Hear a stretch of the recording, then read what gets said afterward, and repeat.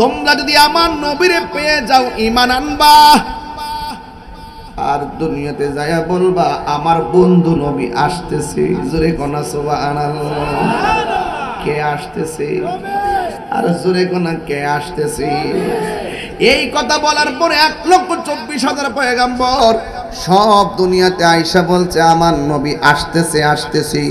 কিন্তু আমার নবী যদি না আসতো সব নবীর কথা মিথ্যা হয়ে যেত। আমার আল্লাহ নবীরে পাঠাইয়া সব নবী আগমনের বার্তার উপরে সিল মেরে দিয়েছে, সত্যায়ন করে দিয়েছেন, স্বাক্ষর করে দিয়েছেন, সত্যায়ন করে দিয়েছেন। এই দিন টাইমে আমার নবী দুনিয়াতে আসবে। মা আমেনা বলেন আমার বন্ধু নবী দুনিয়াতে আসবে। মা আমেনা বলে আমি ঘরের ভিতরে একটু ঢুকছি। সুবহানাল্লাহ কয়টা গেলে গেলে জোরে কোন ঘরে ঢুকছে? খেজুরের পাতার ঘর, রাহমাতুল আলামিনের ঘর। এটা সাধারণ কোনো খবর না। মা আমেনা বলেন আমি ঘরের ভিতরে ঢুকেছি, আমার ঘরটা দেখতেছি দূর থেকে অন্ধকার।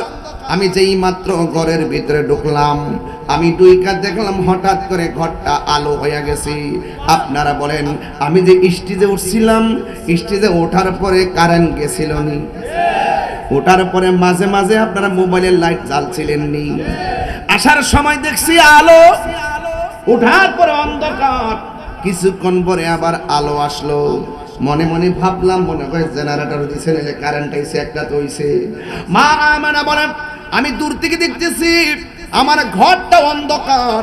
আমি তখন ঘরের ভিতরে ঢুকলাম, ঢোকার পরে হঠাৎ করে দেখলাম আমার ঘর আলোকিত হয়ে গেছে। ও বন্ধু, ও হাজীগঞ্জের বাবা, এখান থেকে কেন বয়ানটা মহব্বত দিয়া ধরছি জানেননি? কারণ কিশোর বয়সের গোলাপান এই নবীর শুভ আগমনের ইতিহাস জানার দরকার আছে না? না, মোবাইল নিয়ে ব্যস্ত থাকলে চলবে না। আমার দিকে তাকাও, একটা কথা মনে রাখো, তুমি পৃথিবীতে যাকেই ভালোবাসো না কেন সুযোগ পেলে তোমাকে ভুলে যাবে। একটা লোক তোমারে ভুলে না, তিনি হলো রহমাতুল লিল আলামিন। পাথরের আঘাত খাইয়া শরীরে রক্ত মুবারক ঝরেছে, তায়েফের তাগড়া তাগড়া যুবক আমার নবীর পাথর মারছে, আমার নবীর দন্ত মুবারক ফলাইয়া দিছে। এরপর নবী উম্মতরে ভুলে না, সেই নবীর মহব্বতের কথা বলছি। মা আমেনা বলে আমি ঘরের ভিতরে ঢুকলাম, আমি ঢুকার পরে আমি দেখলাম ঘরটা আলো হয়ে গেছে। আমি ডানে তাকাইলাম, দেখি কোনো লাইট নাই, বামে তাকাইলাম কোনো লাইট নাই, পিছনে তাকাইছি কোনো লাইট নেই। হঠাৎ করে আমি দেখলাম আমার স্বামী আব্দুল্লাহ রাদিয়াল্লাহু তাআলা আনহু কপালের ভিতরে একটা নূর ঝল ঝল ঝল ঝল করতেছে। আমি আমার আমেনা বলেন ও পৃথিবীর মানুষ, আমার স্বামীর যখন আমি দেখছি স্বামীর কপাল মোবারকের নূর, আমি আর থাকতে পারি নাই। আমার স্বামীটারে আমি জড়াইয়া ধরছি। আমি স্বামীর কপাল যেই জায়গার মধ্যে নূরটা দেখতেছি ওই জায়গার ভিতরে আমি একটা চুমা দিলাম। চুমা দেওয়ার পরে রাতের বেলা আমি ঘুমের ঘরে গেলাম। ঘুমের ঘরে যাওয়ার পর আমি স্বপ্নে দেখলাম একজন পয়গম্বর আমার ঘরের মধ্যে হাজির হয়ে গেছে। চিৎকার মেরে কি আল্লাহু আকবার বলা যাবে না? দেখতেছে একজন পয়গম্বর আমার ঘরের ভিতরে আগমন করেছে। আমি জিজ্ঞাসা করলাম তুমি কে গো? এবার ডাক দিয়া কে আমারে চিনো না? আমি হইলাম আদম সফিউল্লাহ। কুরআন হাদিস খুলে দেখো, আদম তো সামান্য নয়। আমরা আদি পিতা আদম, কথা কোন ঠিক না বেঠে? আমরা আদি পিতা আদম, সাধারণ ইতিহাস না। কোরআন হাদিস খুলে দেখো, আদম তো সামান্য নয়। যাইয়া দেখো পাক কুরআনে সূরাতুল বাকারাতে বলিয়াছেন পাক জাতে, বলিয়াছেন পাক জাতে আদম হাওয়া হইতে জুদা নয়। নয়, কুরআন হাদিস খুলে দেখো আদম তো সামান্য নয়। যাইয়া দেখো পাক কুরআনে, খুইলা দেখো পাক কুরআনে, সূরাতু আল মায়েদাতে বলিয়াছে পাক জাতে, বলিয়াছে পাক জাতে, রাসূল খোদা হইতে জুদা নয়। আল্লাহ মানা নবী মানা নয়, নবী মানলে আল্লাহ মানা হয়, ঠিক কিনা? আল্লাহ মানা নবী মানা নয়, নবী মানলে আল্লাহ মানা হয়, ঠিক কিনা বলো? হাই রে কি ভাষায় ওয়াজ বুঝাবো, একটু ভিতরে ঢুকছি বেশি, এই জন্য অনেকের দেমাগে ওয়াজ ঢুকতো না। তবে কোন কথা দেমাগে ঢুকে একটু পরে বলবো। আমি জানি কোন কথা আপনাদের দেমাগে ঢুকে, তবে একটু ফাউন্ডেশনটা গাইরা যায়, তাইলে ছাদ দিতে বড় সুবিধা হবে। আমার আমেনা বলে, আমি রাত্রিবেলা ঘুমাইছি, ঘুমের করে স্বপ্নে দেখেছি আমার ঘরের মধ্যে আদম নবী এসেছে। আমি জিজ্ঞাসা করলাম কেন এসেছেন? কয়ে তোমার মাঝে আল্লাহর হাবিবের শুভ আগমন হয়েছে। আর জোরে জোরে কন্যা সুবহানাল্লাহ। এরপরে মাস গেল, আরেকবার তিনি স্বপ্ন দেখতেছেন, আর একজন পয়গাম্বর আমার নবীর মায়ের ঘরে আসলেন। জিজ্ঞেস করলেন আপনি কেডা গো? আমার চিনো না, আমি হইলাম হযরতে ইদ্রিস আলাইহিস সালাম। কই আপনি কেন এসেছেন? কই আপনার মাঝে রহমাতুল লিল আলামিনের শুভ আগমন হয়েছে, এই সংবাদটা দেওয়ার জন্যই আমি আপনার ঘরের মধ্যে হাজির হয়েছি। মা আমেনা বলে, দিন যাইতেছে, মা যাইতেছে, অন্যান্য মহিলারা 5 মাস গেলে যেমন করে পেটটা ফুলে, আমার পেটের মধ্যে কোনো পরিবর্তন নাই। অন্যান্য সন্তানগুলো পেটের মধ্যে গেলে যেমন করে নড়াচড়া করে, ব্যথা করে, আমার পেটের ভিতরে কোনো নড়াচড়া নাই, আমি কোনো ব্যথা অনুভব করি না। কিন্তু শুনতে শুনতে মাসের পর মাস যাইতেছে, এরপরেও তো আমার মনের ভিতরে স্বপ্ন, যদি আমি চোখে দেখতাম নবীর মা হয়েছি। এই কথা বলে বলে ওই মা আমেনা ঘরের ভিতরে একদিন রাতের বেলা চিন্তা করতেছেন, দরজা লাগানো, জানালা লাগানো, সব লাগানো।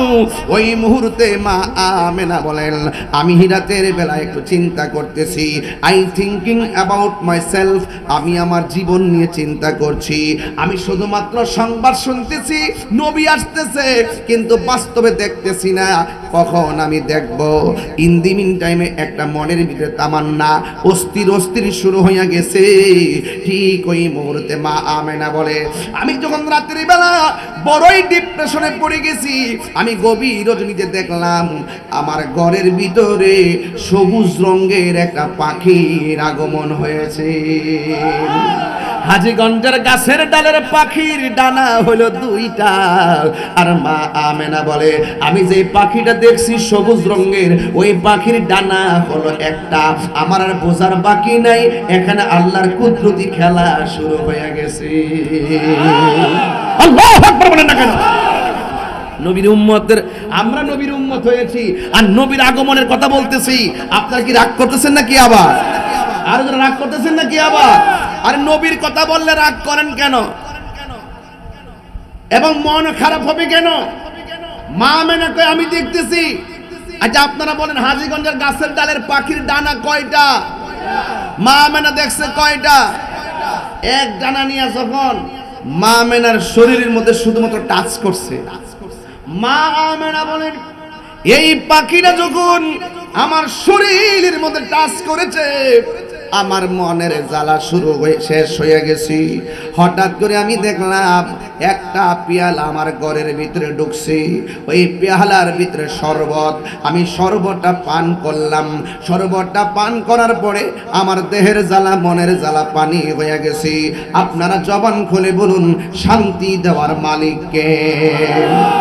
এই জন্য মা আমেনা বলে, আমি আল্লাহর কাছে শুকরিয়া আদায় করার জন্য দুইটা হাত আল্লাহর কাছে বাড়াইয়া দিলাম, আল্লাহরে ডাক দিয়া বললাম, আল্লাহ এত মাস পর্যন্ত সংবাদ শুনলাম, আজকে আমি বড় টেনশনের মধ্যে পড়ে গেলাম, কিন্তু তুমি আমার মনের জ্বালা দেহের জ্বালা দূরে সরাই দিছো। চোখটা বন্ধ কইরা আল্লাহর কাছে ফরিয়াদ করছে। ও হাজীগণের বাবা, ফরজ নামাজ পড়ে আল্লাহর কাছে দোয়া করলে এই দোয়াটার কত দাম জানেননি? আমরা তো আল্লাহর কাছে চাইতে জানি না, আল্লাহরে ডাকার মতো ডাকতেও জানি না।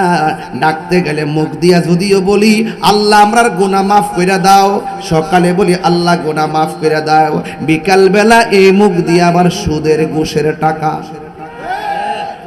ঠিক না বেটি? দোয়া কবুল হয় না কি লাগে? দোয়া কবুল হয় না কি লাগে? সকালবেলা কয় আল্লাহ আল্লাহ আল্লাহ আল্লাহ আল্লাহ, क्या मुबारक नाम है अल्लाह अल्लाह, आशिकों का काम है, मौत कासिन कुल्लु नासिन शारिबुन, कब्र बैतिन कुल्लु नासिन दाखिलुन, कब्र बैतिन कुल्लु नासिन दाखिलुन। ए যুবক ভাইরা আমার, জবানের হেফাজত লাগবে, হাতের হেফাজত লাগবে। আমার নবী আপনার নবী কেন দুনিয়াতে এসেছেন এটা বুঝাইবার জন্য আজকে আমি আলোচনাটা টানলাম। শুধুমাত্র নবী দুনিয়াতে আসছে, নবীর আগমনে আমরা আনন্দিত হব, এটা ভালো কথা, কিন্তু আমার নবী যা বলছে করো তা করা লাগবে, যা থেকে বলছে কইরো না সেখান থেকে দূরে থাকা লাগবে। এটাই হলো আমার আজকের ওয়াজের বিষয়। একটা হলো মহব্বত আর একটা হলো ইবাদত। ইবাদত কবুলের পূর্ব শর্ত হলো নবীর মহব্বত, একটা আর একটা ছাড়া হবে না। মা আমেনা বলেন, আমি যখন দেখেছি আমি শরবতটা পান করলাম, আল্লাহর কাছে দুইটা হাত বাড়াইয়া দিলাম, আল্লাহকে ডাক দিয়ে বললাম, আল্লাহ ও আমার আল্লাহ, তুমি আমার মনের জ্বালা দূর করাই দিছো, তুমি আমার দেহের জ্বালা দূর করাইয়া দিছো। আল্লাহ তুমি কি নিয়ামতের স্পর্শ আমাকে দিয়েছো, আমার ডিপ্রেশন পানি হয়ে গেছে। এই কথা চোখের বন্ধ করে আল্লাহর কাছে অনুনয় করতেছি। যেই মাত্র মা আমেনা বলেন আমি চোখ দুইটা খুলছি, খোলার পরে আমি দেখলাম আমার ঘরের তুলিটা ফেরে গেছে। আমি তাকায়া দেখলাম আসমান থেকে অনেকগুলা তারকাগুলো খুলে খুলে যেন আমার ঘরের চতুর্পাশে চার বাতির মতন রাইগা গেছে। মা মানে কয় কি ব্যাপার, আমার ঘরের তুলি ফেরে গেছে, আসমানের তারকাগুলো খুলে এসে গেছে, আকাশ থেকে পাখি এসে গেছে, আমার বুঝতে বাকি নাই আমার নবী দুনিয়াতে আসার হয়তো সময় এসে গেছে।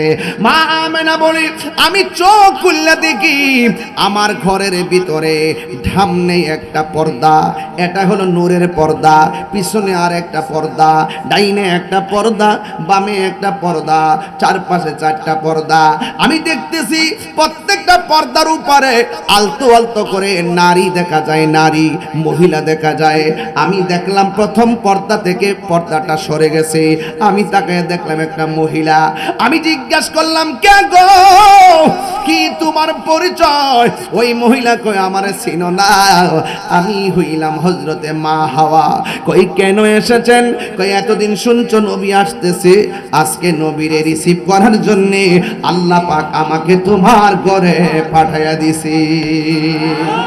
এই আওয়াজে মানি না, জোরে কোনা সুবহানাল্লাহ। হায় হায় হায় হায়।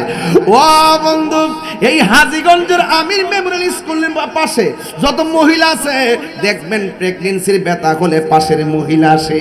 আর আমার নবী দুনিয়াতে আসবেন, আমার আল্লাহ ওই মুহূর্তে দুনিয়াতে যারা জীবিত ছিলেন তাদেরকে পাঠাই নাই, বিদায় নেওয়া জান্নাতি নারীদেরকে আমার আল্লাহ পাঠাইয়া দিলেন। এটা হলো নবীর শান, এটা হলো নবীর আজমত, এটা হলো নবীর মর্যাদা। এ বন্ধু, আল্লাহর হাবিব সাল্লাল্লাহু তাআলা আলাইহি সাল্লামের আম্মা জান বলেন আমি দেখলাম একটা মহিলা, জিজ্ঞাসা করলাম তুমি কে? কই আমার নাম হলো মা হাওয়া। এরপরে আরেকটা মহিলা, জিজ্ঞাসা করলাম তুমি কে? কই আমার চিনো না, আমি হইলাম হযরতে আসিয়া। এ বন্ধু, আসিয়ার স্বামী কিন্তু ফেরাউন। ফেরাউন বলছে আল্লাহর নাম নিতে পারবি না। আসিয়া কয় জীবন যাবে, আমি আল্লাহর নাম আমি ছাড়ব না, আল্লাহর নাম আমি ছাড়ব না। ও বন্ধু বুঝাইয়া দিয়া যাইতেছি, কেন বলতেছি বোঝার কারণ আছে। আমার নবী আপনার নবী রহমাতুল লিল আলামিন আসবেন। ওই আসিয়া বলে, হে আমেনা, আমি হইলাম দুনিয়ার সবচাইতে নির্যাতিতা স্ত্রী। আমি আমার স্বামীর সংসারে করেছি, যদিও স্বামী কোনোদিন আমাকে ব্যবহার করতে পারে নাই, ওই শক্তি আমার স্বামীর ছিল না। আমি রাতের বেলা আল্লাহর জিকির করতাম, স্বামী আমার দেখে দেখে শুধুমাত্র মারতো, চাবুক দিয়া পিটাইতো, পিটায় পিটাইয়া লাল কইরা ফলাইছে। এরপরেও আমি আল্লাহর নাম সারি না। মৌলাজি তোমার রহিম নামটি তাকিতে গো তাকিতে, আমি পাপি ডুইবা যাইতাম নি। করিমি রহিম নামটি তোমার, আরে করিমি রহিম নামটি তোমার, আল্লাহু কাদির গনি, আমি পাপি ডুইবা যাইতাম নি। মাওলাজি তোমার রহিম নামটি তাকিতে গো তাকিতে, আমি পাপি ডুইবা যাইতাম নি। করিম রহিম নাম তোমার, দয়া কর রহম করো তুমি গাফার। আওয়াজ করে কোন দয়ার মালিককে। এ বন্ধু ওই আসিয়া কয়, ও আমি না, আমি হইলাম দুনিয়ার সব চাইতে নির্যাতিতা স্ত্রী। আমার স্বামী আমারে গরম তেলের মধ্যে ফেলে দিবে, আমার আল্লাহ আমার জন্য জান্নাতের দরজা খুলে দিয়েছেন। এ পৃথিবীর মানুষ, আমার নবী আপনার নবী দুনিয়ার জমিনে এসেছেন। মা আমেনা বলে, যখন চারটা মহিলা বলছে নবী আসতেছে, নবী আসার খবর শুনে আমি বড় খুশি, কিন্তু পেটে বাচ্চা নড়াচড়া করে না, আমার কাছে কোনো ওজন লাগে না। মা আমেনা বলে, আমি কিছুক্ষণ পরে দেখলাম রাত্র আল্লাহর ডাক দিয়া কই, আল্লাহ ও আল্লাহ, তোমার বন্ধু নবীরে রাতের মধ্যে পাঠাও। দিনে ডাক দিয়ে বলে, আল্লাহ তোমার বন্ধু নবীরে দিনের বেলা পাঠাও। আল্লাহ রাত্রেও পাঠাই নাই, দিনেও পাঠাই নাই, আমার আল্লাহ নবীরে সুবে সাদিকে টাইমে পাঠাইছে রে বিলাল ভাই। আমার আল্লাহর হাবিব দুনিয়াতে আসবে,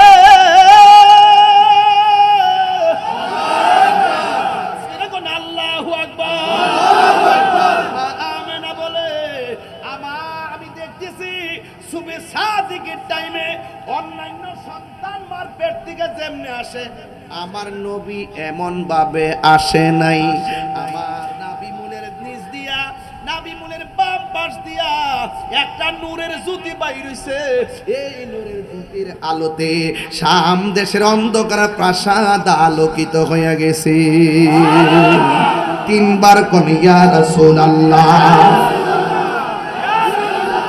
ইয়া রাসূল, আল্লাহু আকবার বলেন না কেন? মা আমেনা বলে, জিন্দাবাদ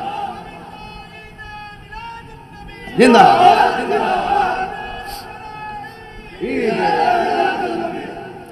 নবী আসছে, খুশি না বেজা?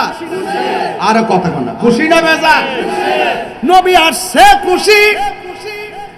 নবীর ফুফু আম্মার নাম হলো সুফিয়া। নাম কি? কন্যা নাম কি? ওই সুফিয়া বলতেছে, নবী দুনিয়াতে আসার পর দেখলাম তিনটা আওয়াজ হইছে। এক নম্বর আওয়াজ কি বলছে জানেননি? এক নম্বর আওয়াজ হলো নবী দুনিয়াতে আইসে বলছে, আশহাদু আল্লাহ ইলাহা ইল্লাল্লাহ, আমি সাক্ষ্য দিচ্ছি আল্লাহ ছাড়া কোনো মাবুদ নাই, আমি নবী হইলাম আল্লাহর রাসূল।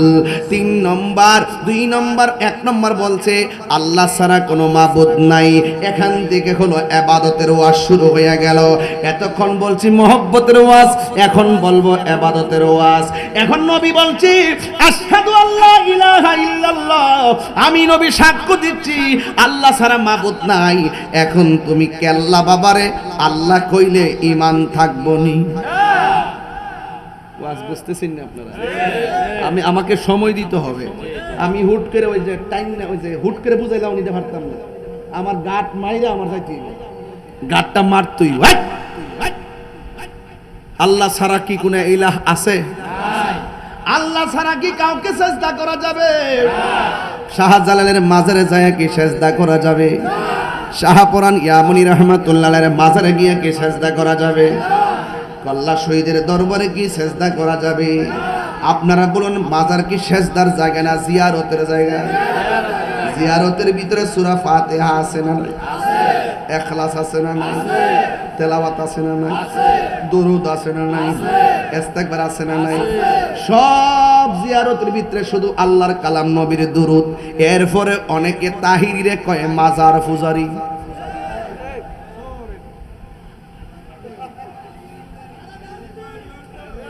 না রাগ করেন না, না এটা না, তোরা উল্টা পাল্টা কথা, তোরা ওয়াজ বুঝছ না, তোরা লেগে সমস্যা।